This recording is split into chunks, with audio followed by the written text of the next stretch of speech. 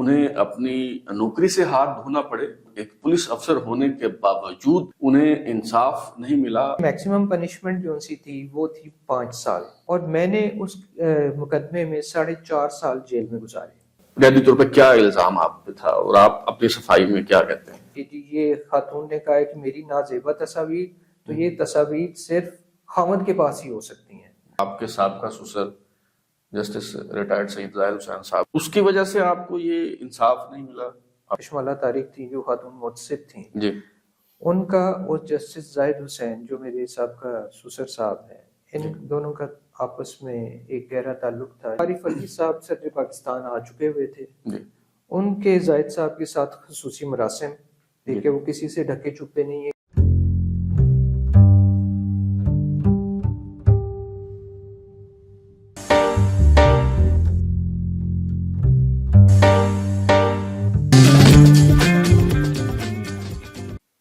Pod cost میں بلال غوری کے ساتھ آپ کی خدمت میں حاضر ہوں۔ ہمارے معاشرے میں بہت سی مسکنسیپشنز ہیں، اور ان میں سے ایک جو مسکنسیپشن ہے وہ یہ ہے کہ جب بھی مرد اور عورت کے درمیان کوئی معاملہ آتا ہے، کوئی لڑائی ہوتی ہے، تو ہمارے معاشرے میں پرسیپشن یہ ہے کہ ہمیشہ مرد ہی غلط ہوتا ہے، عورت کو مظلوم سمجھا جاتا ہے۔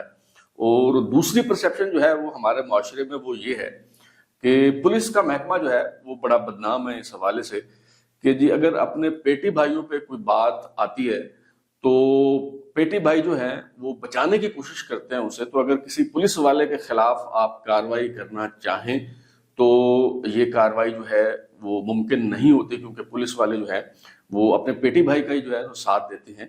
لیکن آج ایک ایسے صاحب میرے ساتھ موجود ہیں جن کی روداد جب آپ سنیں گے تو آپ کو اندازہ ہوگا کہ یہ دونوں جو پرسیپشنز ہیں وہ کتنی غلط ہیں۔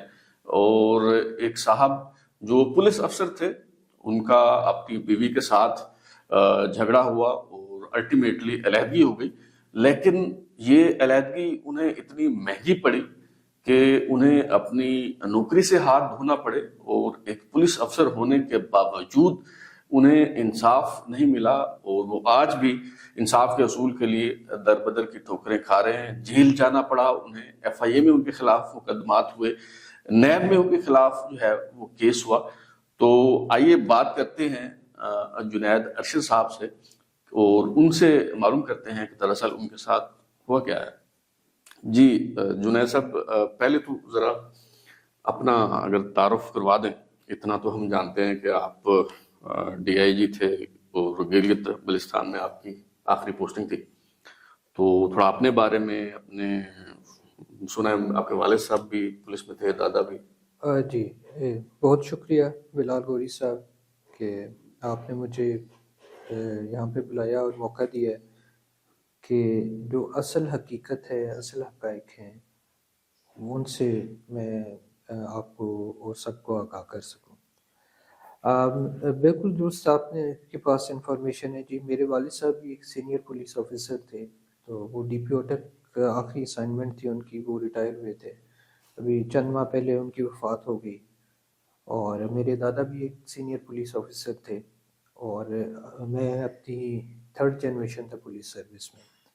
میرے سی ایس ایس 1998 27 کامن سے میرا تعلق ہے۔ پہلے کسٹمز میں میری ایلوکیشن ہوئی، پھر بعد میں میری ایلوکیشن چینج ہو کے میں پولیس سروس میں آ گیا۔ اور میں نے اس ملک کے لیے بہت سی مشکل جگہوں پہ، جنہیں ہارڈ ایریاز کہا جاتا ہے، وہاں پہ سروس کی۔ میں نے بلوچستان میں اینٹی ٹیررزم، اینٹی انسرجنسی، اس دور میں جب بالکل یہ پیک پہ چیزیں تھیں، تب بلوچستان میں سرو کیا۔ پھر میں نے گلگت بلتستان میں بھی سرو کیا۔ اور لیکن جو نظام انصاف نے میرے ساتھ سلوک کیا وہ یعنی کہ میں بالکل ڈیزرو نہیں کرتا تھا۔ کم از کم مجھے ایک باعزت عام پاکستانی شہری کے برابر تو حقوق ملنے چاہیے، فیئر ٹرائل کا موقع ملنا چاہیے تھا۔ اس پہ ہم بات کرتے ہیں کہ آپ کے ساتھ کیا سلوک ہوا ہے، لیکن پہلے میرے خیال میں اگر یہ تھوڑا سا آپ ہمیں بتا دیں، میرے خیال ہے عائشہ سبحانی آپ کی سابقہ اہلیہ جو ہیں، جو سابق chief justice Lahore high court کی بیٹی ہیں، जस्टिस रिटायर्ड सईद जाहिद हुसैन की, तो ये कोई फैमिली मैरिज थी, आपके रिश्तेदार हैं, ताल्लुकात थे, या कोई लव मैरिज थी? कैसे आपकी शादी हुई? नहीं, ये कम्प्लीटली एक अरेंज मैरिज थी, एक कोई लव मैरिज टाइप का कोई मेरा अफेयर नहीं था इस अच्छा। खातून के साथ। बल्कि जाहिद साहब और मेरे वालिद साहब जो उनसे हैं, अल्लाह जन्नत नसीब करे, मेरे वालिद साहब को चंद माह पहले उनके इंतकाल हो गया। तो इनकी काफ़ी दोस्ती थी, और वो दोस्ती की बुनियादी वजह थी कि जाहिद साहब के जो वालिद साहब हैं वो थे पटवारी थे, और उनके कोई दरीना ताल्लुकात मेरे दादा से थे, जिसकी वजह से ये जो खुद भी पुलिस अफसर थे? जो खुद भी पुलिस अफसर थे, जिसकी वजह से ये अगली जनरेशन में ये दोस्ती ट्रांसफॉर्म हुई, उससे ये हमारी तीसरी जनरेशन में आई। सही। और वालिद साहब के थे वो एक सादतमंद बेटे की तरह, उन्होंने जो बताया कि जी इधर आपकी शादी हमने तय कर दी है, तो वो उनके हुक्म के सामने हमारा सर तस्लीम हम था। सही। यानी वो दोस्ती आपके वालिद की इनके वालिद के साथ, यानी जस्टिस रिटायर्ड जाहिद हुसैन साहब के साथ थी, तो उस दोस्ती की वजह से ये जी बिल्कुल ऐसा रिश्ता हुआ। अच्छा, हमने जब ये खबर सुनी एज ए मीडिया पर्सन, जो पहली, आपको पता है कि हमारे यहाँ तो खबर जो है वो एक स्कैंडल की सूरत में आती है, वो बाद में पता चलता रहता है कि हकीकत क्या थी, जो सेकंड वर्जन है वो बाद में जो है वो आता रहता है। तो हमें तो यही यानी मामला पहले इसी तरह से पेश किया गया कि जी जैसे आपका बीवी के साथ झगड़ा हुआ, अलहदगी हो गई, तो जी आपने अपनी जो उस वक्त साबिक हो चुकी थी या नहीं, बहरहाल आपने अपनी साबिका अहलिया को जो है वो हिरासा किया, आपने जी उनके नाम से फेक अकाउंट बनाए और उनकी जो काबिल एतराज़ तस्वीर हैं कि वो वायरल कर दी वो बदला लेने के लिए। तो इस तरह की स्टोरी जो है वो हमने सुनी। दरअसल हुआ क्या था, आपकी कब जो है वो अलहदगी हुई और कब आपकी जो अहलिया है उन्होंने रजू किया, बुनियादी तौर पर क्या इल्ज़ाम आप पे था और आप अपनी सफाई में क्या कहते हैं? देखें जी, सबसे पहली चीज़ तो ये कि जब उन्होंने ये तमाम इल्ज़ामात साबिका अहलिया बन के लगाए तो उस वक्त तलाक या खुला नहीं हुई थी। अच्छा। तो यहीं से आप अंदाज़ा लगा, ये मेरे ख्याल में 2/5/2018 को उन्होंने दरख्वास्त दी वफाकी मुतसिब कशमाला तारिक साहब को। जी बिल्कुल, उस वक्त तक इनके पास किसी किस्म का कोई तलाक सर्टिफिकेट मौजूद नहीं था। अच्छा। जो इस बात को साबित करता कि वो साबिका अहलिया बन चुकी होंगी। तो गोया अपने शोहर पे ही वो इल्जाम लगा रही थी। जी बिल्कुल, बुनियादी तौर पे उन्होंने यही काम किया। जी। और दूसरी चीज़ ये है कि जब उन्होंने एक दरख्वास्त दी है तो ये दरख्वास्त थी sexual harassment at work place की। अब ये जो कानून है वो ये कहता है कि जी आप किसी एक अदारे में दोनों हों जहाँ पे सीनियर अफसर अपनी किसी जूनियर फीमेल मातहत को किसी सेक्सुअल फेवर के अवज कोई उसका इस्तेहसाल करे, बिल्कुल ब्लैकमेल करे उसे। हाँ जी। तो अब मियाँ बीवी में ठीक है, एक मियाँ बीवी, और दूसरा मुझे ये बताएं कि ये sexual harassment at work place का केस कैसे बनता है? वो आप मेरे ख्याल है उस वक्त गिलगित बल्तिस्तान में ड्यूटी पे थे, और ये आपकी जो अहलिया है मेरे ख्याल में लाहौर में मुलाजमत कर रही थी, लाहौर में रह रही थी। ये लाहौर में रह रही थी उस वक्त, और मुलाजमत का भी ये नहीं उस तरह कर रही थी, ठीक है। तो लेकिन ये केस सिर्फ इस वजह से बना कि बुनियादी तौर पे जो उनसी उस वक्त थी कशमाला तारिक थी, जो खातून मुतसिब थी जी, उनका और जस्टिस जाहिद हुसैन जो मेरे साहब का ससुर साहब हैं, इन दोनों का आपस में एक गहरा ताल्लुक था, जो कि एसएम जफर साहब के चैम्बर की वजह से। ओके, ठीक है। दोनों उसमें इकट्ठे रहे हुए हैं, और उस वजह से, और अगर आप वो ताल्लुक भी जुनेसब होगा, वैसे ना भी हो तो एक बंदा जो चीफ जस्टिस से रिटायर हुआ है, बिल्कुल जी, तो जाहिर है जुडिशरी नीचे से ऊपर तक वो कैसे हो सकता है कि उसको फेवर ना किया जाए। और फिर कशमाला तारिक साहब का आप बता रहे हैं अगर एक चैम्बर में काम किया है इन्होंने। हाँ जी। और अगर आप जो मेरी साबिका अहलिया ने जब दरख्वास्त दी है उनको, तो अगर उस दरख्वास्त के ऊपर आप पढ़ें तो उन्होंने अपना पूरा मुकम्मल तारुफ कि daughter of justice retired Syed Zahid Hussain लिखा, ताकि कशमाला तारिक साहिबा को किसी किस्म की समझने में और फेवर करने में कोई परेशानी ना हो सके। چلے وہ ان کا سٹیٹس اپنی جگہ، لیکن آپ کو بلایا انہوں نے، کوئی موقع دیا صفائی کا؟ نہیں جی، مجھے قطعاً کسی قسم کا موقع نہیں دیا، اور اس میں کمال کی بات یہ ہے کہ کسی قسم کا سیکشول ہراسمنٹ کا یا سیکشول ایڈوانس کسی قسم کا اس پوری کارروائی یا درخواست میں نہیں مینشن کیا گیا جس کی سزا مجھے سنا دی گئی۔ انہوں نے ایک الزام لگایا کہ جی میری ایک نا فیک لنکڈ ان پروفائل بنائی گئی ہے، وہ کہاں سے بنائی، نہ اس کی انکوائری کوئی کشمالہ طارق صاحبہ نے کروائی، نہ ایف آئی اے کو کہا گیا کہ کوئی چیک کریں یہ کس نے بنائی ہے۔ ایسے فیصلے میں انہوں نے لکھا ہے کہ جی ایک تو ہم نے بار بار بلایا ہے، یہ آئے نہیں، دوسرا یہ انہوں نے لکھا ہے کہ جی ہم نے ایف آئی اے سے انکوائری کروائی ہے، اور ایف آئی اے نے بتایا ہے کہ جی جو اکاؤنٹ ہے یہ انہوں نے جنریٹ کیے ہیں۔ یہ فیصلے میں انہوں نے لکھا ہے، ٹھیک لکھا ہے یا غلط لکھا ہے وہ الگ معاملہ ہے، لیکن یہ فیصلے میں انہوں نے لکھا ہوا ہے۔ نہیں، انہیں دو باتیں اس میں نا، پہلی چیز تو یہ کہ جی میں ایک سرکاری ملازم، آپ نے مجھے کہاں پہ نوٹس بھیجا، ٹھیک ہے، سرکاری ملازم کو پروڈیوس کرنے کا بڑا آسان سا طریقہ ہوتا ہے، جو قانون میں لکھا ہوا ہے کہ جی اگر آپ نے اس کو نوٹس کیا ہے اور وہ نہیں آ رہا تو آپ اس کے سینئر افسر کو وہی نوٹس بھیجیں گے، تعمیل کروائیں گے اس کی۔ دوسرا طریقہ اس کا یہ تھا کہ آپ میرے وارنٹ ایشو کر دیتے لوکل پولیس کو، جیسے کہ بعد میں ہوئے بھی، تو وہ آپ اس وقت ایشو کر دیتے کہ جی بندے کو گرفتار کر کے جی آپ پیش کریں۔ بالکل جی۔ اچھا، یہ دونوں چیزیں نہیں کی گئیں، یہ صرف جو سے ہے نا کہ جی مجھے بلایا گیا میں نہیں آیا، یہ صرف فائل کا پیٹ بھرنے کے لیے انہوں نے جو ایک رسمی کارروائی دفتروں میں کی جاتی ہے فائل کا پیٹ بھرنے کے لیے وہ کی ہے۔ دوسری چیز یہ ہے کہ ان کا جو دوسرا دعویٰ کہ جی میں نے ایف آئی اے سے کروائی اور ایف آئی اے نے کہا، تو ایف آئی اے نے کوئی ایسی رپورٹ نہیں پیش کی، نہ ہی وہ اس فیصلے کے ساتھ لگی ہوئی ہے جس میں لکھا ہو کہ جی کس جگہ سے کس انٹرنیٹ ایڈریس سے یہ بنا ہے۔ تیسری چیز کہ جب اس کے تقریباً اس ساری کارروائی اور آرڈر آنے کے 7-8 مہینے کے بعد جب میں گرفتار ہوا ایک دوسرے ایف آئی اے کے فالس سائبر کرائم کے کیس میں، تو اس کے ریمانڈ کے اندر یہ فیصلہ آ چکا ہوا تھا اس وقت، اس کے ریمانڈ کے اندر اس وقت ایف آئی اے نے ریمانڈ میں لینے کے لیے اسی کیس کا ریفرنس ڈال کے انہوں نے کہا کہ جی اس کی انکوائری ہم اب کرنا چاہتے ہیں کیونکہ اس کو ہم نے گرفتار کر لیا، تو اس کے لیے بھی ہمیں اس کی فزیکل کسٹڈی دے دیں۔ یعنی اگر واقعی انکوائری ہوئی ہوتی، ہاں جی، کوئی رپورٹ آئی ہوتی تو وہ پھر یہ پلے کیوں لیتے؟ ہاں اب یہ کہنا چاہ رہے ہیں بالکل کہ نا وہ یعنی ایک انکوائری جو کنکلوڈ ہو چکی ہوئی ہے اس کے اوپر تو میرا فزیکل ریمانڈ نہیں انہوں نے کیا، ٹھیک ہے نا۔ تو یہی ان کی اس بات کو کہ جی انہوں نے کشمالہ طارق صاحبہ نے بددیانتی سے یہ غلط چیزیں اس آرڈر میں لکھی ہیں وہ ثابت کرتا ہے۔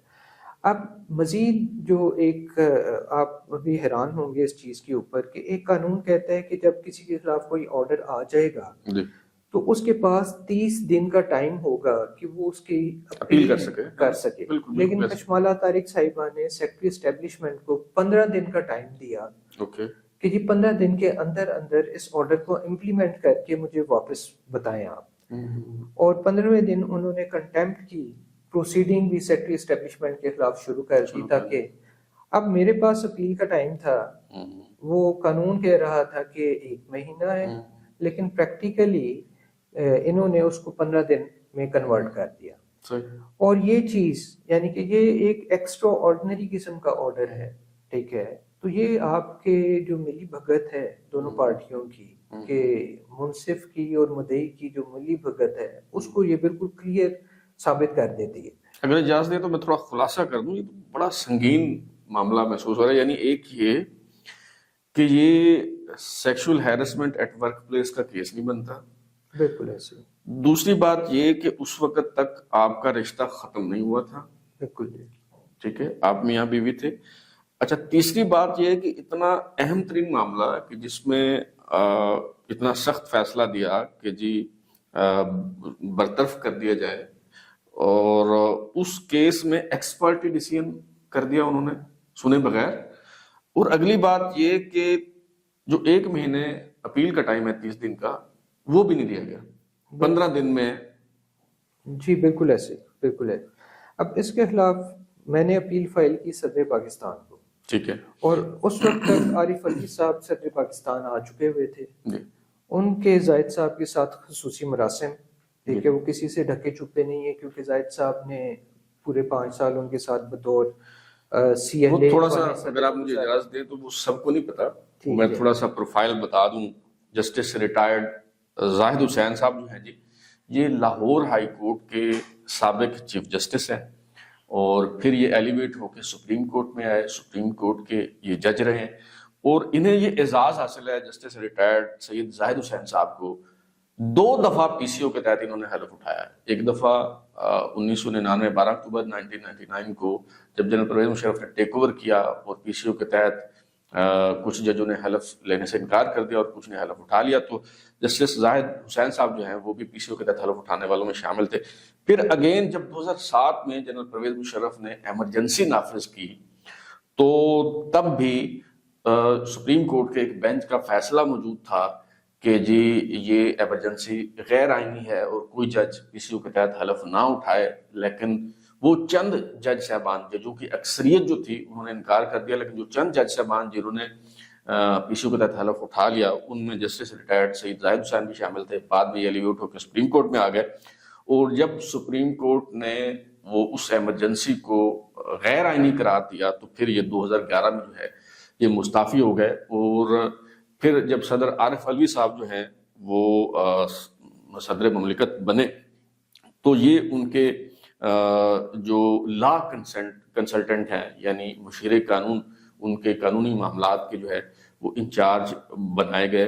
اور یہ میرے خیال میں جس وقت کی بات ہو رہی ہے یہ ٹائم لائن تقریباً وہی ہے جب یہ علوی صاحب صدر بنے ہیں اور یہ ان کے مشیر قانون تعینات ہوئے ہیں، اسی وقت یہ آپ کا کیس چل رہا تھا؟ جی میرا کیس اسی وقت چل رہا تھا، اور زاہد صاحب نے اس میں تھوڑا سا اب وہ کہنا چاہیے کہ جی اپنی طرف سے تو بہت ہوشیاری سے کام لیا کہ انہوں نے اپنے چارج کو ڈیلے کیا اور اپنے جو ان سے پریڈیسیسر تھے ان سے ہی میرے خلاف وہ آرڈر کرایا. لیکن آرڈر کیونکہ پریڈیسیسر نے تو وہ سن کے صدر مملکت کے پیش کرنا تھا نا، تو فائنل فیصلہ تو صدر مملکت کا تھا، اور صدر مملکت کے ساتھ ان کے تعلقات ہیں، پہلے تعیناتی ہو چکی ہے، بس انہوں نے چارج لینا. ٹھیک ہے جی. اور دوسری چیز یہ کہ اس میں قانون کہتا ہے کہ جی یہاں جو اس کے خلاف فیصلہ ہوا ہے وہ اپنی ریپریزنٹیشن میں خود پیش ہوگا، یا اس کے پاس اختیار ہے کہ سول میٹر جس طرح ہوتے ہیں اس کی طرح وہ اپنے وکیل کے ذریعے پیش ہوگا. میرے اوپر کیونکہ ان دنوں یہ ناجائز مقدمات پہ مقدمات بنا رہے تھے، ایف آئی اے کو بھی فیس کر رہے تھے آپ، نیب کو بھی فیس کر رہے تھے، کو بھی. اس کے علاوہ میرے اپنے گھر میں چوری کا بھی انہوں نے ڈکیتی کا پرچہ میرے اوپر لاہور پولیس میں کروا دیا تھا. تو میں بچوں سے یعنی کہ تاکہ میں بچوں سے بھی ملنے کی کوشش نہ کروں. ایک طرف یہ جو جوڈیشری ہے وہ اپنے جج کے ساتھ کھڑی تھی، تو آپ کا جو محکمہ ہے اس نے کوئی نہیں بنی، آپ کے بیٹی بھائی نے آپ کے خلاف پرچے کر دیے. میں ویسے نا بہت معذرت کے ساتھ کہ نا اس ملک کا نظام جو سا ہے نا وہ عدلیہ نے کچھ اس طرح ہائی جیک کر لی ہے کہ جو ہماری بیوروکریسی ہے یا پولیس ہے وہ بھی صحیح کام کرتے ہوئے ڈرتے ہیں جہاں پہ اس طرح کے معاملات ہوں.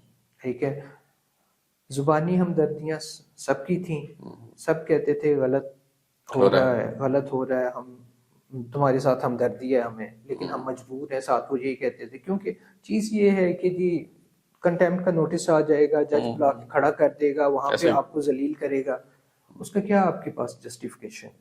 اچھا بہرحال وہ آپ بتا رہے تھے کہ آپ وکیل کے ذریعے بھی پیش ہو سکتے تھے. ہاں جی، تو وہ میں وکیل کے میرے پیش ہوئے وہاں پہ. شیخ سخاوت صاحب ہیں، بڑے سینئر ایڈوکیٹ ہیں سپریم کورٹ کے، تو ان کو انہوں نے انسسٹ کیا کہ نہیں یہ اگر خود پیش ہوگا تو پھر انہوں نے کہا کہ جی یہ تمام حقائق ہیں، یہ کیس نہیں بنتا، یہ غلط فیصلہ آیا ہے. لیکن انہوں نے صرف اسی بات کو بیس بنا کے ان لمنی میں without going into merits of the case ہماری وہ اپیل صدر پاکستان نے ڈسمس کر دی. اس بنیاد پہ ڈسمس کر دی کہ ذاتی طور پہ کیوں پیش نہیں ہوئے؟ ہاں جی، ذاتی طور پہ کیوں پیش نہیں ہوئے اس بنیاد پہ ڈسمس کر دیا انہوں نے. اور حالانکہ اگر میں نہیں بھی پیش ہوا تو آپ نے تو قانون کو دیکھنا ہے کہ قانون کے لوازمات پورے ہوئے ہیں کہ نہیں ہوئے، شروع سے آخر تک. یعنی جو قانونی طریقہ کار ہے اسے اختیار نہیں کیا جا رہا اور فیئر ٹرائل کا موقع نہیں دیا جا رہا. بالکل ایسے ہی ہے. اس کے خلاف ہم نے مارچ 2019 میں. اچھا یہ تھوڑا سا بتا دیں کہ یہ جو خاتون محتسب کا فیصلہ ہے اس کے خلاف اپیل کا فورم صدر مملکت ہی ہے، اور اگر وہاں سے وہ فیصلہ برقرار رہتا ہے تو پھر آپ کے پاس لیگل ریمیڈی کیا ہے؟ دیکھیں کیونکہ ہمارے پاس تو یہ میرٹ پہ فیصلہ ہی نہیں کیا گیا تھا، اور میرا جو فنڈامنٹل رائٹس تھے وہ اس میں کہ جی رائٹ ٹو فیئر ٹرائل وہ ساری چیزیں نہیں دی گئیں، تو اس کا پھر جو ہمارے پاس حل بچتا تھا وہ تھا کہ ہم ہائی کورٹ میں ریٹ پٹیشن میں چلے جائیں۔ تو پھر مارچ 2019 میں ہم نے لاہور ہائی کورٹ میں ریٹ پٹیشن ان دونوں آرڈرز کے خلاف پاس کی کہ جی یہ دونوں قانون کی سرین خلاف ورزی ہے، ایکس پارٹی آرڈر، اور اس کو دوبارہ ایکس پارٹی کو پھر زبردستی ایکس پارٹی بنا کے صدر پاکستان کی طرف سے کر دیا، اور وہ ساری چیزیں دیں۔ تو یہ لاہور ہائی کورٹ میں ملک شہزاد صاحب ہیں، محترم جسٹس ہیں ہمارے، تو ان کے پاس یہ مارچ 2019 میں یہ کیس لگا، ان کی مہربانی کہ انہوں نے اس پہ نوٹس کر دیا، لیکن ہماری ساتھ ایک تھی اسٹے کی اپلیکیشن تھی کہ جی جب تک اس مقدمے کا فیصلہ نہیں ہوتا تو ان دونوں انلیگل آرڈرز کو تب تک اسٹے کر دیا جائے۔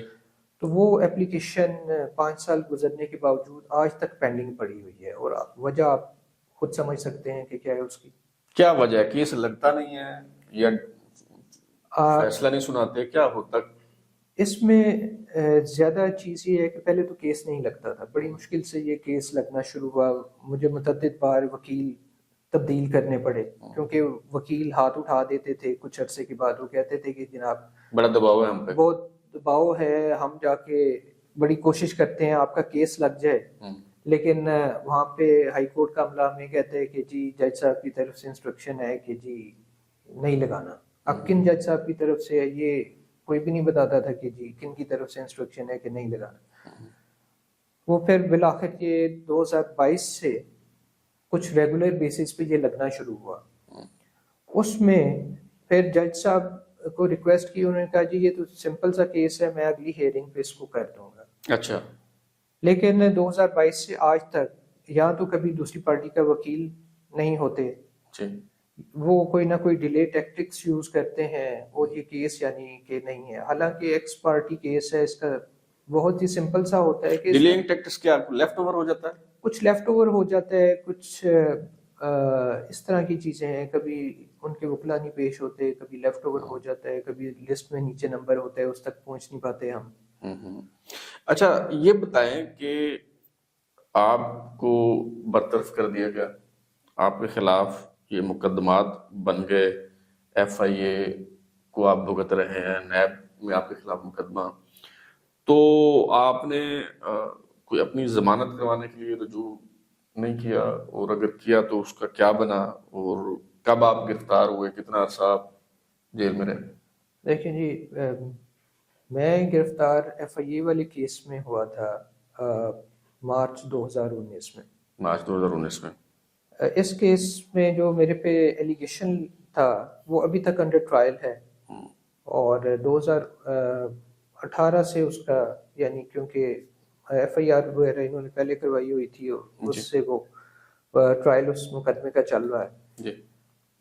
اس میں کوئی ثبوت، کسی قسم کا ثبوت موجود نہیں ہے میرے خلاف، صرف ایک ایلیگیشن، اور اس کو پریشر ٹیکٹک بنا کے انہوں نے یوز کیا ہے۔ آج تک اس کیس کا ٹرائل چل رہا ہے لیکن وہ کنکلوڈ نہیں ہوا۔ اس کی میکسیمم پنشمنٹ جو سی تھی وہ تھی 5 سال۔ صحیح، ایف آئی اے میں جو آپ کے خلاف کیس ہے جی، اور میں نے اس مقدمے میں 4.5 سال جیل میں گزارے۔ 4.5 سال؟ جی، یعنی اگر جیل کا جو کیلکولیشن کا سٹائل ہے وہ کیا جائے 9 سال یعنی کہ جی، میں نے اپنی سزا سے ڈبل پیریڈ، بلکہ اس میں اگر وہ جو چھٹیاں ہوتی ہیں وہ بھی کاؤنٹ کر لی جائیں، کوئی عید کی اور یہ وہ سزا میں تخفیف ہوتی ہے، تو یہ تو 10 سال سے زیادہ آپ اس کے مطلب سزا کاٹ چکے ہیں۔ اور وہ بھی ایز انڈر ٹرائل پرزنر، میرے اوپر صرف ایلیگیشن جو کہ ابھی پروف ہونا جس کو باقی ہے، ٹھیک ہے، اور یہ اس میں ڈیلے آپ خود سمجھدار ہیں کہ ہمیشہ کیس وہی ڈیلے کیا جاتا ہے جس میں آپ کے پاس ثبوت نہ ہو۔ آپ گرفتار ہو کے جیل چلے جاتے ہیں، 4.5 سال جیل میں رہتے ہیں، کوئی ماتحت عدالتوں سے یا اعلیٰ عدالتوں سے کہیں کوئی سنوائی نہیں ہوتی، کوئی ضمانت نہیں ملتی آپ کو؟ بالکل جی، ہم نے بار بار کی ضمانت کی درخواستیں دی، ٹرائل کورٹ میں دی، ٹرائل کورٹ نے اس کو ڈسمس کر دیا. انہوں نے کہا کہ جی یہ خاتون نے کہا ہے کہ میری نازیبا تصاویر، تو یہ تصاویر صرف خاوند کے پاس ہی ہو سکتی ہیں. حالانکہ اس قسم کی تصاویر خاوند کے علاوہ ضرور ہو سکتی ہیں جہاں پہ اس قسم کا ماحول چل رہا ہو. خاوند کو تو ضرورت ہی نہیں ہوتی. ہاں جی. تو اب وہ کیونکہ وہ جج صاحب فیور دینا چاہ رہے تھے تو اس لیے انہوں نے کوئی اس قسم کی منطق بنا کے ہماری ڈسمس کر دی. ہم اس کے لیے اس کے خلاف ہائی کورٹ میں گئے. ہائی کورٹ میں بھی ہماری سنوائی نہیں ہوئی. اسی عرصے کے دوران اس اتنی زیادتی کے ساتھ، کیونکہ میں اس ملک کے لیے اپنی جان کی بازی لگاتا رہا ہوں، تو میں اس زیادتی اور اس ٹینشن ڈپریشن کی وجہ سے میری open heart by pass surgery ہوئی. جب آپ جیل میں تھے؟ جیل میں تھا. اچھا. تو پھر اس میں ہماری جو سی ایک تو لیگل تھی کہ جی یہ ہمارا لیگلی رائٹ بنتا ہے. اس کے 5 سال میکسیمم سزا ہے اور وہ آدھی سے زیادہ سزا بندہ بھگت چکا ہے. اب تو خیر آپ اس سے بھی زیادہ بھگت چکے ہیں. تو اس کے ساتھ ہمارا ایک اور پوائنٹ بھی ایڈ ہو گیا کہ جناب اس کی میڈیکل گراؤنڈز ہے، کریٹیکل کنڈیشن ہے، لیکن وہ بھی مجھے نا ڈینائی کر دیا گیا. اس کو ہم فائٹ کرتے ہوئے سپریم کورٹ تک گئے کہ جی ہمارے ساتھ اتنی سخت زیادتی ہو رہی ہے. تو سپریم کورٹ نے بھی اس پہ کوئی ہماری سنوائی نہیں کی، بلکہ میرے وکیل کو سپریم کورٹ کا جو رویہ تھا اس کی وجہ سے مجبوراً وہ جو درخواست تھی وہ اس کو وڈرا کرنی پڑی، کیونکہ اس کا یہ خیال تھا کہ جی اگر ہم وڈرا نہیں کریں گے تو جج صاحب آلریڈی ہمیں سننے کے موڈ میں نہیں ہے، تو وہ ہمارے خلاف کوئی ایسا آرڈر نہ پاس کر دیں جس سے ہمیں مزید نقصان ہو. یہ ایک دفعہ پروسیس ہوا، پھر یہ دوسری دفعہ پروسیس ہوا. تو اس پروسیس میں جا کے جب میں 4.5 سال گزار چکا تھا اور ٹوٹل سزا 5 سال تھی، تو تب جا کے مجھے ہائی کورٹ سے بیل ملی ہے لاسٹ ایئر. اچھا. اور نیب کے کیس میں بھی اسی طرح ہم نے بیل فائل کی، وہاں پہ بھی میڈیکل گراؤنڈ پہ بھی کی، وہ ہماری بیل ڈسمس کر دی گئی. اور پھر جب نیب لا میں امینڈمنٹس آئی ہیں 2022 میں، تو اس کے بعد میری نیب میں جا کے بیل ہوئی. اب نیب میں بھی میرے اوپر کسی چارج کیا تھا؟ چارج میرے اوپر ہے جی ایسٹ بیونڈ مینز کا چارج بنایا ہے انہوں نے 80 کروڑ کی ایسٹس پہلے مجھ سے منسوخ کیے ایک فیک کمپلینٹ کی بیسس پہ. اس کا طریقہ کار ہوتا ہے کہ جی آپ اس کو ویریفائی کرتے ہیں کہ جی اس کمپلینٹ میں جو چیزیں لکھی ہوئی ہیں یہ کتنی درست ہے. انکوائری ہوتی ہے اس کی پہلے ویریفیکیشن سٹیج ہوتی ہے، اس کے بعد انکوائری ہوتی ہے. اس ویریفیکیشن میں کوئی چیزیں مجھ پہ جو انہوں نے ڈالی گئی تھیں، تو وہ کیونکہ میرے والد صاحب کی جائیداد تھی جو انہوں نے سب مجھ پہ منسوخ کر کے انہوں نے کہا کہ نہیں جی یہ والدین بے نامی ہے اور یہ وہ اصل ان کی سے پہلے کی تھی. اس میں سے اس درخواست میں سے کوئی چیز مجھ پہ ثابت نہیں ہوئی، اور میرے جتنے بھی کوئی اثاثے تھے قسطوں پہ 10 مرلے کا لیا ہوا پلاٹ، وہ آلریڈی میرے جو فیڈرل گورنمنٹ میں ہم ہر سال اثاثہ جات اپنے دیتے ہیں اس کے اندر وہ مینشن تھا ساری چیز. لیکن انہوں نے پھر بھی کیونککہ اس وقت جسٹس جاوید اقبال صاحب چیئرمین نیب تھے اور بھی ایک جج ہیں جی، ان کے اور زاہد صاحب کے بڑے کلوز خصوصی مراسم رہے ہیں، کیونکہ دونوں اسی دور میں جس دور کا آپ ذکر کر رہے ہیں جی بالکل پی سی او والے دور کا، تو اس دور میں دونوں اکٹھے تھے. تو انہوں نے ان کو فیور کرتے ہوئے میرے خلاف وہ ریفرنس بنا دیا.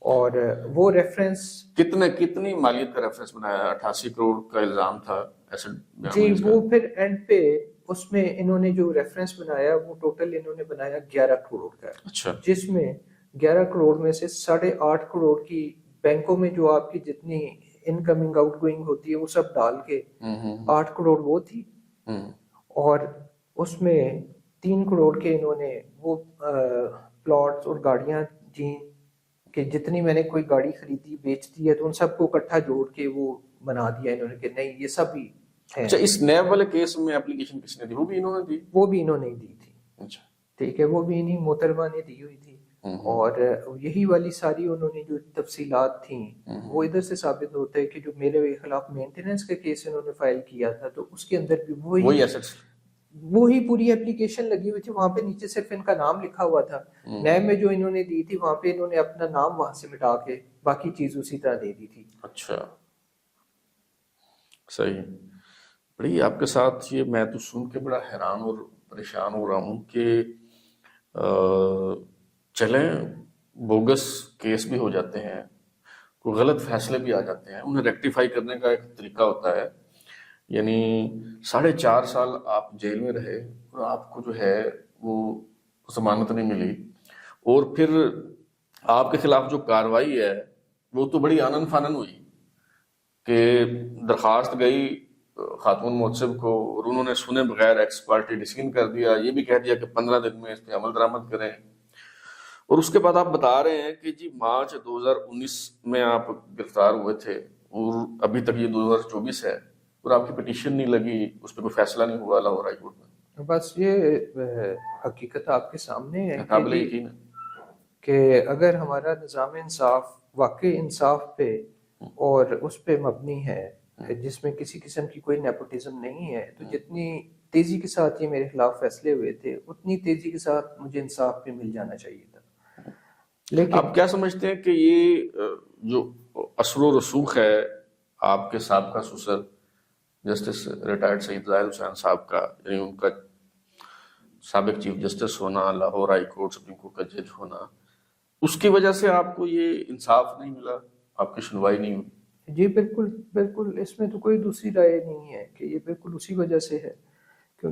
اب اس میں 2-3 چیزیں میں مزید ایڈ کرنا چاہوں گا.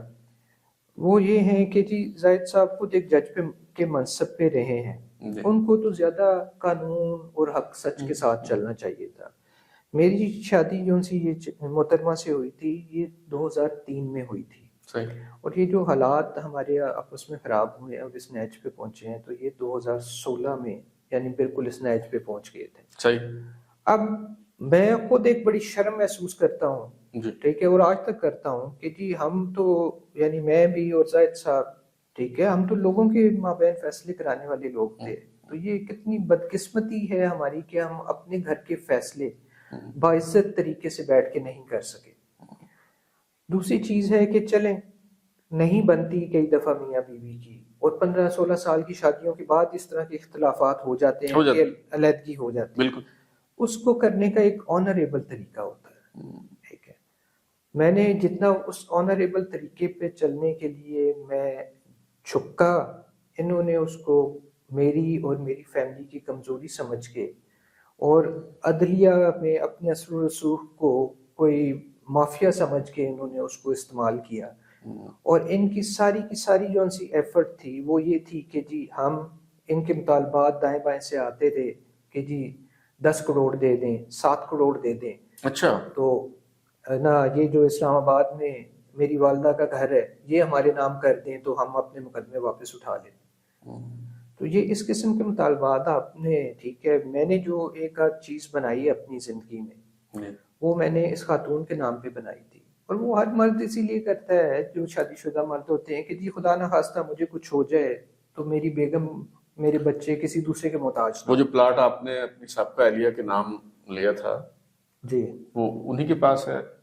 نہیں، وہ جو ہے میری اطلاع کے مطابق وہ پلاٹ اور وہ ایک گھر بھی ان کو 12 مرلے کا لے کے دیا تھا میں نے لاہور میں. اچھا. ان کی شدید ضد کے اوپر کہ جی میرے پاس اپنا گھر ہونا چاہیے، اور ان کے نام کیا تھا؟ ان کے نام کیا تھا. اچھا. تو وہ دونوں چیزیں وہ بیچ چکی ہیں، اور وہ انہوں نے بلکہ میری جب یہ مقدمے بازی شروع کی تو فوراً انہوں نے اس کو بیچنے کی یعنی کی ہے. تو اس پہ بھی مجھے ایک حیرت ہے کہ یہ کم از کم شریف لوگوں کے تو اس طرح کے نہیں چال چلن ہوتے ہیں. جنید صاحب کتنے بچے ہیں آپ کے، اور یہ اس سارے عمل کے دوران کیا آپ اپنے بچوں سے ملتے رہے ہیں، ملنے دیا جاتا رہا ہے؟ نہیں جی، کسٹڈی تو بچوں کی ظاہر ہے ہمارے معاشرے میں ایک مائنڈ سیٹ ہے کہ جی وہ کسٹڈی ماں کو ملتی ہے، وہ تو میں آپ سے سوال پوچھوں گا ہی نہیں. تو بچوں سے ملنے دیا جا رہا ہے؟ نہیں جی، قطعاً نہیں ملنے دیا جاتا، بلکہ میں نے جتنی ایفرٹس کی ہیں تو اس میں انہوں نے تمام قانونی اور غیر قانونی حربے استعمال کر کے میری اور بچوں کی ملاقات کو انہوں نے روک دیا. میں نے آپ کو ذکر کیا تھا کہ جی لاہور پولیس میں میرے پہ اپنے گھر میں ڈکیتی اور چوری کا جو انہوں نے پرچہ کروایا، اس کے پیچھے صرف یہی تھی کہ میں اپنے گھر بچوں کو ملنے نہ آؤں، نہ ہی ان سے ملنے کی کوشش کروں. میرا بائی پاس ہوا، بائی پاس کے بعد جب میں ریکوری میں آیا تو میں نے بچوں سے ملنے کی خواہش کا اظہار کیا تو انہوں نے نہیں ملوایا، ٹھیک ہے، انہوں نے صاف انکار کر دیا، بلکہ زاہد صاحب کی طرف سے ڈیمانڈ آئی کہ جی پہلے بچوں کے نام کچھ کیا جائے تو پھر میں اس پوزیشن میں ہوں گا کہ میں اپنی بیٹی کو کہوں کہ جی بچوں کو ملنے کے لیے بھیجوں گا۔ پھر میرے والد صاحب کی وفات ہوئی، اس پہ میرے بڑے بھائی ہیں، وہ سرجن ڈاکٹر ہیں اسکاٹ لینڈ میں، اور آرتھوپیڈک کے بہت مشہور سرجن ہیں وہاں پہ وہ، انہوں نے ادھر سے جب انہیں اطلاع ملی انہوں نے سب سے پہلے زاہد صاحب سے رابطہ کیا، انہوں نے کہا جی آپ کی اور والد صاحب کی بڑی پرانی دوستی تھی، ایک ہے انفارچونیٹ ہے یہ حالات پیدا ہوئے صحیح، تو لیکن ابھی ان کی ڈیتھ ہو گئی ہے، تو keeping all the differences aside بچوں کو ٹھیک بھیج ہے دیں۔ بچوں کو بھیج دیں۔ تو زاہد صاحب نے صاف انکار کر دیا۔ میں نے اس کے بعد ان سے رابطہ کیا، میں نے کہا کہ جی اس طرح بچوں کو بھیج دیں، انہوں نے بجائے اس کے کہ کوئی بچوں کو بھیجنے کی کوئی مفاہمت کی بات کرتے تو انہوں نے پھر پیسوں کی ڈیمانڈ ادھر کر دی۔ اچھا، جی اس موقع پہ بھی انہوں نے پیسوں کی ڈیمانڈ کی۔ یعنی بچوں کا دادا فوت ہوا ہے، ہاں جی، اس موقع پہ بھی بچوں کو ملنے نہیں دیا۔ آخری مرتبہ آپ کب ملے تھے بچوں کو؟ میں جی 2017 میں آخری دفعہ میری مارچ میں ملاقات ہوئی تھی بچوں سے۔ اس وقت ان کو کوئی مجھ سے ہمدردی ہو گئی تھی کسی طرح، انہوں نے بچوں کو ایک ہفتہ رہنے کے لیے میرے پاس گلگت بھیج دیا تھا۔ 2017 میں تو میرا وہ مطلب آپ کے نکاح میں تھی، آپ کی اہلیہ تھی، لیکن اس وقت بھی یہ تھا ان کو ملنے نہیں دیا جاتا تھا۔ ملنے نہیں دیا جاتا تھا، اور اس وقت زاہد صاحب کے دوست تھے رانا شمیم صاحب، وہ ادھر سپریم ایپیلیٹ کورٹ کے چیف جسٹس جی بنے جی ہوئے بھی تھے، تو ان کے تھرو یہ میرے آئی جی صاحب کو وہاں پہ پریشرائز کرتے تھے کہ جنید کو چھٹی نہ دیا کریں تاکہ یہ لاہور گھر نہ آیا کرے۔ اچھا، تو اس وقت تھا، اور دوسرا ان کو جو تھی میری سابقہ اہلیہ تھیں، یہ کچھ ان کی اپنی انٹرپریٹیشن ہے شادی کے متعلق بھی، یہ بغیر کسی طلاق کے حق کے جب ان کا دل ہوتا تھا تو یہ کہتی تھیں کہ میں نے تمہیں طلاق دے دی ہے اور یہ ختم ہو گیا سب کچھ، اور پھر جب ان کا دل ہوتا تھا وہ کہتی ہیں نہیں اب ٹھیک ہے، وہ نہ میرے پاس تو رائٹ ہی کوئی نہیں ہے، میرے دینے سے کیا ہوتا ہے، تو اس قسم کی وہ گفتگو اکثر کرتی رہتی ہے۔ علیحدگی کیسے ہوئی؟ وہ بھی انہوں نے خلا دیا؟ خلا سے پہلے انہوں نے اپنے آپ کو خود سے ہی نا ایک طلاق یافتہ خاتون کے لیبل کے طور پہ نا معاشرے میں اپنا تعارف نہ کہ جی مجھے ڈائیورس ہو چکی ہے اور میں نے دے دی ہے۔ جب اس کے اوپر تھوڑا سا میری طرف سے ریزسٹنس آئی کہ جی کہ آپ کے پاس یہ کوئی قانونی یا مذہبی جواز نہیں ہے اس طرح کی بات کرنے کا، تو اس کے بعد انہوں نے پھر یہاں پہ خلا فائل کی اور وہ خلا دی۔ وہ بھی ایکسپرٹی ہوئی؟ وہ بھی ایکسپرٹی ہوئی۔ صحیح۔ اچھا، 2017 میں آپ آخری دفعہ ملے، یعنی اب 2024 ہے، اس 7 سال میں بچوں کو نہیں دیکھا آپ نے؟ بات بھی نہیں کی فون پہ؟ نہیں جی، کسی قسم کا کوئی رابطہ نہیں ہے میرے بچوں کے ساتھ، بلکہ اگر میں کوئی کوشش کرتا ہوں تو یہ اس پہ نہ کوئی جواز بنا کے نہ اسی طرح کے پرچے کروانے کی۔ ایک دفعہ فون کرنے کی میں نے کوشش کی تھی بچوں کو، تو انہوں نے 506 کا میرے پہ پرچہ کروا دیا کہ فون پہ دھمکیاں دیتا ہے۔ اور بچوں سے ملاقات کی اجازت نہیں، دیکھا نہیں بچوں کو، لیکن ان کے لیے خرچے کی ڈیمانڈ ہے؟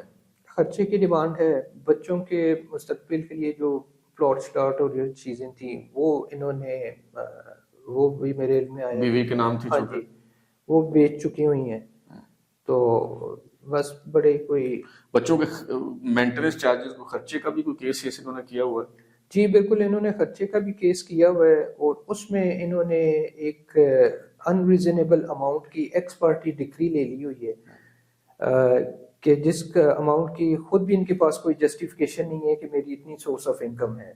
میری جو سورس آف انکم تھی وہ تھی میری جاب تھی، جاب انہوں نے خود ہی کشمالہ طارق صاحبہ کو درخواست دے کے ختم کروا دی ہے، لیکن ہر وقت جو ہے یہ ادھر بھی وہ پریشرائز کرتے رہتے ہیں کہ جی نہیں ہمیں جہاں سے مرضی ہے لیکن یہ دے خرچہ۔ تو میں نے عدالت کو ابھی لیٹلی اس میں بتایا، میں نے کہا جی یہ آرڈر ہے، اس میں انہوں نے مجھ پہ جنسی ہراسگی کا الزام لگا کے کر دی ہے. اس آرڈر کی موجودگی میں مجھے تو کہیں پہ کوئی جاب بھی نہیں مل سکتی. ظاہر ہے. ٹھیک ہے, تو اب آپ بتائیں کہ میں کیا کروں. ٹھیک ہے, اور میں خود ایک ہارٹ پیشنٹ ہوں, اور I am very grateful to my elder brother کہ جی وہ یعنی کہ نا being our fatherly figure he is taking care of me, اور وہ ریگولر یعنی مجھے ایک منتھلی بھیجتا ہے, اور جس سے وہ میرا سارا سسٹم چل رہا ہے, گزر بسر ہو رہا ہے. ہاں جی. یعنی ایک طرف تو آپ پہ الزامات لگا کے بوگس کیس کروا کے آپ کا روزگار ختم کروا دیا, نوکری آپ کی گئی, اور دوسری طرف بچوں سے ملنے نہیں دیا جا رہا, اور پھر اس پہ یہ کہ بچوں کا خرچہ بھی دیں. جی بالکل. اور اس کے علاوہ ایک اور چیز ہے جو یعنی کہ نا مجھے پتہ چلی, وہ یہ کہ بچوں کی یہ فیلنگ یہ کرتے ہیں کہ تمہارے باپ نے تم لوگوں کو ابینڈن کر دیا. اب بچوں کو میں تو اس پوزیشن میں نہیں ہوں کہ میں انہیں بتاؤں کہ بیٹا میں تو آپ سے ملنے آتا تھا, وہ تو انہوں نے ایف آئی آر ڈیوٹی کرا کے میرا آنا بند کر دیا, پھر مجھے جیل میں انہوں نے بھجوا دیا, پھر میرے جو پیرنٹس ہیں, میرے جو بہن بھائی ہیں, انہوں نے جتنی ایفرٹس کی ہیں آپ تک پہنچنے کی, تو میرے بڑے بھائی 2-3 دفعہ اسپیشلی یو کے سے پاکستان آئے. زاہد صاحب ایوان صدر میں تھے, ایوان صدر گئے ان کے پاس, وہاں پہ انہوں نے کہا کہ جی ٹھیک ہے جنید, وی ایگری کہ ہی از ناٹ ٹھیک آدمی نہیں ہے, آپ کے تعلقات خراب ہو گئے اس سے, بالکل ہم سے تو ملنے دیں بچوں کو, ہم سے ملنے دیں, ٹھیک ہے نا, and we want to do something for them. تو زاہد صاحب نے کہا نہیں, آپ کا بلڈ ہے, آپ پہلے کچھ دیں مجھے کیش میں, تو میں وہ دوں گا جا کے اپنی بیٹی کو, then she will be in mood to let me, یعنی کہ اس پہ پروسیڈ کرنے دے گی وہ. بڑا حیران کن, مجھے تو یقین نہیں آ رہا جنید صاحب یہ باتیں جو آپ مجھے بتا رہے ہیں. جی یہ ساری باتیں میں بالکل آپ کو نا یعنی حلفاً یہ باتیں بتا رہا ہوں, اور کسی قسم کی کوئی مبالغہ آرائی نہیں ہے. یہ تو آپ کے ساتھ تو زیادتی اور ظلم ہے ہی, یہ تو بچوں کے بھی بنیادی حقوق کی خلاف ورزی ہے کہ انہیں باپ سے نہیں ملنے دیا جا رہا, انہیں دادا فوت ہو گیا, دادی میرے خیال حیات ہوں گی, حیات ہے لیکن وہ بھی بڑی بیمار ہیں, وہ ان سے نہیں بھی ملنے بچوں دیا کو جا پوچھتی رہا, باقی رہتی ہیں, فیملی سے. بالکل ایسے ہی ہے. جی اچھا یہ بتائیں جنید صاحب, اب ہم کنکلوڈ کرتے ہیں اپنا جو آج کا شو ہے, کیا آپ اپیل کریں گے یا ہم آپ کے لیے کیا آواز اٹھائیں, کیونکہ الٹیمیٹلی تو یہ کیس پھر کسی جج صاحب کی عدالت میں لگنا ہے نا, اور وہ جج صاحب جو ہیں وہ وکیل بھی رہے ہوں گے, وہ جج صاحب نے کبھی ان کے ساتھ کام بھی کیا ہوگا, ان کے تعلقات بھی ہوں گے, اور وہ جو وکیل آپ کی طرف سے پیش ہوں گے وہ بھی ظاہر ہے اسی شعبہ قانون سے تعلق رکھتے ہوں گے, تو یہ کیسے پھر آپ کو انصاف ملے گا؟ بلال صاحب, ہم عوام کے ٹیکسوں کے پیسوں سے تنخواہ لیتے تھے, تو ہم اس تنخواہ کو حلال کرنے کے لیے اپنی جان داؤ پہ لگا دیتے تھے, گولیوں کے سامنے کھڑے ہو جاتے تھے, حالانکہ اس میں کوئی میری اپنی ذات کا یا میری کسی فیملی ممبر کا نہیں ہوتا تھا مسئلہ جس کے لیے میں جا کے گولیاں کو فیس کرتا تھا. یہ تمام جج صاحبان چاہے سپریم کورٹ کے چیف جسٹس صاحب ہیں, ان کو بھی عوام کے ٹیکسوں سے پیسے دیے جاتے ہیں تنخواہ کی صورت میں, مراد کی صورت میں, اور وہ اس لیے دیے جاتے ہیں کہ لوگوں میں انصاف کریں, نیپوٹزم کے لیے, اقربا پروری کے لیے نہیں دیے جاتے. مجھے صرف یہی میری اپیل ہے چیف جسٹس پاکستان سے ہے, ٹھیک ہے, ہائی کورٹ کے چیف جسٹس صاحب سے ہے کہ قانون کے مطابق فیصلہ کریں. مجھے آپ نے جو سروس سے باہر کیا ہوا ہے جی وہ صرف آپ نے میرا نقصان نہیں کر رہے, میرے اوپر حکومت پاکستان کی انویسٹمنٹ تھی, جی میں اس کو پے بیک کرنے کا میرا جو ٹائم تھا, آپ نے حکومت پاکستان کو ایک سی ایس پی آفیسر سے, ایک پی ایس پی آفیسر جس کی ٹریننگ پہ جس کے اوپر اتنے ان کا اخراجات ہوئے تھے, اس سے محروم کر دیا. اور کیوں کیا ہے؟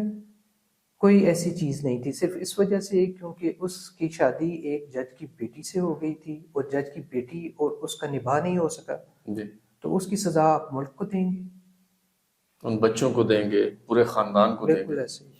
یعنی یہ جو ابھی چند روز پہلے صدارتی ریفرنس پہ فیصلہ ہوا ہے ذوالفقار علی بھٹو صاحب کے جوڈیشل مرڈر کے حوالے سے, تو 43 سال کے بعد جو ہے وہ ایک غلطی کو درست کیا گیا ہے، اور کہا گیا کہ جی فیئر ٹرائل کا موقع انہیں نہیں ملا تھا۔ تو یہ کیا ہی اچھا ہو کہ اگر جو ان لوگوں کی زندگیوں میں ہی ان کو فیئر ٹرائل کا موقع جو ہے وہ دے دیا جائے۔ اور میں سمجھتا ہوں کہ یہ ایک پولیس افسر، ایک جج کی بیٹی کا کیس نہیں ہے، اس کو ایک عام آدمی کے کیس کے طور پہ لیا جانا چاہیے، اور فیئر ٹرائل ہونا چاہیے اس معاملے میں۔ اور اگر تو جنید ارشد صاحب نے ان سے کوئی جرم سرزد ہوا ہے، اگر ان کے خلاف کوئی چیز ثابت ہوتی ہے تو ضرور ان کے خلاف جو ہے وہ کارروائی ہونی چاہیے جو بھی بنتی ہے۔ لیکن یہ کیسا قانون ہے، یہ کیسا انصاف ہے کہ ایک مقدمہ جس میں زیادہ سے زیادہ 5 سال قید کی سزا ہو سکتی ہے، اس میں 4.5 سال انڈر ٹرائل پریزنر کی حیثیت سے اس بندے کو گزارنے پڑے، اور اس کے بعد اب تک بھی اسے انصاف نہیں ملا، اس کی سنوائی نہیں ہوئی، اس وجہ سے کہ اس کی شادی جو ہے ایک جج کی بیٹی سے ہوئی تھی، اور وہ جج جو ہے وہ چیف جسٹس رہا ہے لاہور ہائی کورٹ کا، سپریم کورٹ کا جج رہا ہے، اور صدر مملکت کا وہ مشیر قانون ہے۔ تو اس وجہ سے اسے جو ہے وہ انصاف نہیں مل سکا۔ بالکل ہمارے معاشرے میں بات ہوتی ہے حقوق نسواں کی، خواتین کے استحصال کی بات ہوتی ہے، خواتین کے ساتھ زیادتی کی بات ہوتی ہے، گھروں میں جو ہے وہ تشدد کی بات ہوتی ہے۔ یہ ساری باتیں غلط نہیں ہیں، یہ ساری باتیں درست ہیں، لیکن صرف یہ میں کہنا چاہوں گا کہ ہر جگہ ہر موقع پر مرد ہی غلط نہیں ہوتا، عورت بھی غلط ہو سکتی ہے۔ یہ جو مائنڈ سیٹ بنا ہوا ہے کہ ہمیشہ مرد ہی ظالم ہوتا ہے، مرد ہی غلط ہوتا ہے، مرد ہی قصوروار ہوتا ہے، اس پہ نظر ثانی کرنے کی ضرورت ہے۔ اور کوئی خواہ پولیس افسر ہو، خواہ کسی کا جوڈیشری سے تعلق ہو، ہر کسی کو فیئر ٹرائل کا موقع جو ہے وہ ملنا چاہیے۔ آج ہم نے جنید ارشد صاحب سے بات کی، ان کا موقف آپ نے سنا، ان کی رداد، ان کی بپتا آپ کے سامنے رکھی۔ تو اگر جو جسٹس ریٹائرڈ سید زاہد حسین صاحب ہیں، یا ان کی دختر عائشہ سبحانی صاحبہ ہیں جو ان کی سابقہ اہلیہ ہیں، اگر وہ بھی اپنا موقف پیش کرنا چاہیں، اپنی صفائی میں کچھ کہنا چاہیں اور اس حوالے سے کوئی جواب دینا چاہیں، تو ہمارا یہ پلیٹ فارم بالکل حاضر ہے۔ میں ان کے ساتھ بھی اس طرح کا ایک پوڈ کاسٹ کرنے کے لیے تیار ہوں، وہ جو باتیں جنید صاحب نے کہی ہیں وہ ان کا جواب دیں۔ اور عدالتوں سے تو یہی استدعا کی جا سکتی ہے کہ اگر ایک ایسا کیس کہ جس میں ایک جج کی بیٹی انوالو ہے، اس میں تو زیادہ آپ کو احتیاط کی ضرورت ہوتی ہے کہ اس میں انصاف نہ صرف ہو بلکہ ہوتا ہوا نظر آئے، تاکہ جو عدلیہ کی ساکھ ہے وہ متاثر نہ ہو۔ اب تک کے لیے اتنا ہی، بلال کو اجازت دیجیے، اللہ حافظ۔